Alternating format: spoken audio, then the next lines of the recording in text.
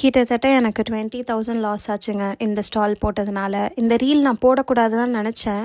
But ஆனால் இப்போ நிறைய நியூ பேக்கர்ஸ் எல்லாமே வரீங்க, ஸ்டால் போடணுன்னு ஆசைப்படுறீங்க. எப்படி வந்து ஸ்டால் போடக்கூடாதுன்னு நான் ஃபஸ்ட்டு சொல்லிடுறேன். ஃபர்ஸ்ட் திங் வந்து என் வீட்டிலேருந்து இந்த college around 20 kilometres. So up and down வந்து 40 கிலோமீட்டர்ஸ் வந்துருச்சு. இன்னொரு மிஸ்டேக் என்ன அப்படின்னு சொன்னால், கஸ்டமர்ஸ் எப்படி வாங்குவாங்க, எது பிடிக்கும் அப்படின்னு தெரியாமல் நான் வந்துட்டு போட்டுட்டேன். ஸோ நான் பசங்க சைட் ஸ்டால் போட்டிருந்தேன்.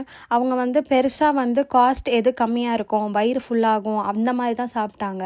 இந்த மாதிரி டெசர்ட் பேஸ்ட்ரீஸ்லாம் அவங்க வந்து பெருசாக விரும்பலன்னே சொல்லலாம்.